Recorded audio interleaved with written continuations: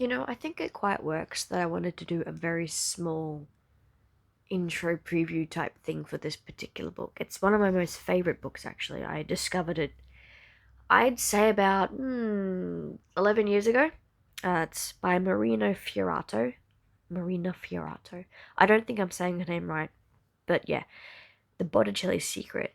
It's historical fiction, one of my favorite genres. Not that I really read much of it anymore, but just going to read chapter one. It's quite literally 3 pages, if that.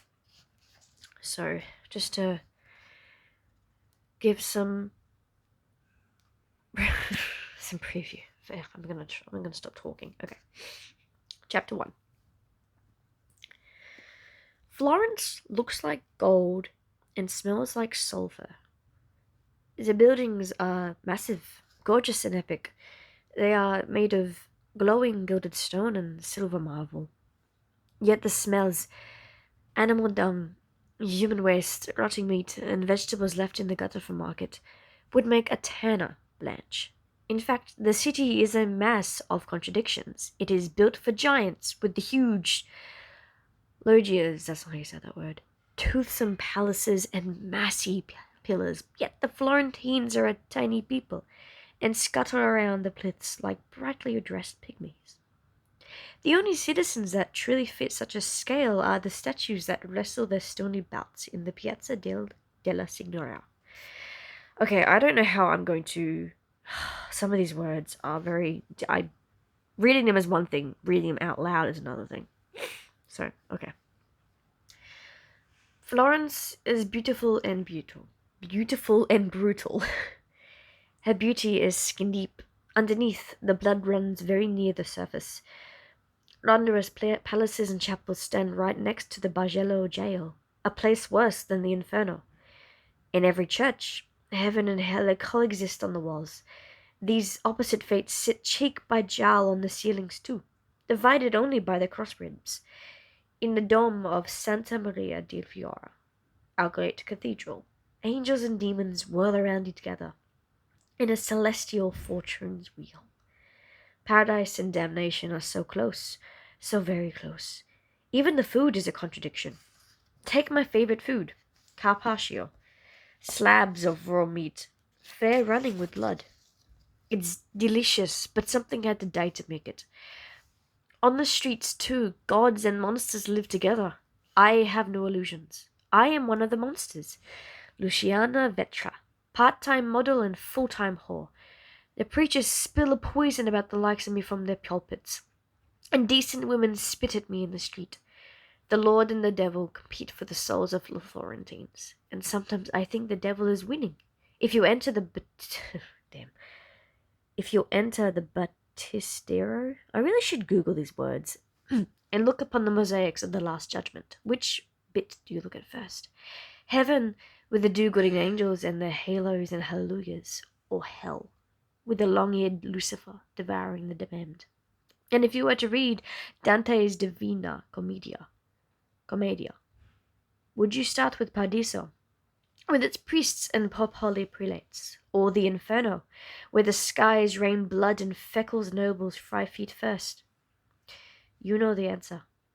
So there was I, a jade and a Jezebel, reviled by decent folks, touting one or more of the deadly sins on the street, a lost sheep. Sometimes, though, a shepherd will come among us, one of the godly selling salvation. And that's how I met Brother Guido della Torre. Nope, try that again. And that's how I met Brother Guido della Torre. Don't know if I'm saying that right. It was not an auspicious meeting. He did not see me at my best. I was dressed in my best, to be sure, for I am always aware of the passing trade. But I happened to be sitting on the balustrade of this river, piercing into the Inferno, framed poetically by the saffron arches of the Ponte Vecchio looming behind. In fairness, it would not have been immediately obvious to the good brother what I was doing, as my skirts were as my skirts were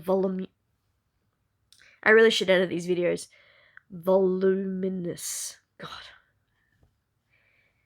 But I had just come from Bembo's bed, was on my way to Signor Botticeli's studio, and the quantity of muscat I had drunk for breakfast begged for evacuation. Actually, I'm telling this all wrong. Before we go on to talk about Brother Guido and the right path, let me give you a glimpse of my old life, and the wrong one. Because unless you know Bembo and how I came to model for Signor Botticelli, you will never get to understand the secret, and the secret is the story. So let's get back to the night before. No need to take you through all the depraved sex acts we committed for pleasure on Bembo's part, and payment on mine. That morning would be time enough. Friday the 13th of June, an unlucky day for so many reasons. Spring. The right place to start. Well, I'm pretty sure I screwed it up so many times by saying the wrong words. But it's meant to be a preview. And as you may have noticed, I don't tend to edit the videos I post. I just do it raw, and it is what it is. Maybe one day I'll edit, but I don't think it's going to happen anytime soon. Partly because I don't have the skills, and I do not have the programs. So, yeah, my smartphone is amazing, but it's my skill set that I don't have. Anyway, that's the preview for the Botticelli Secret. It will get better, I promise. I just need to learn to pronounce some of the words, like, out loud. Hopefully you'll tune in for that. But for now, we will continue with the Bridgerton series, and let's see where that goes. Thank you, YouTube. Good night for now.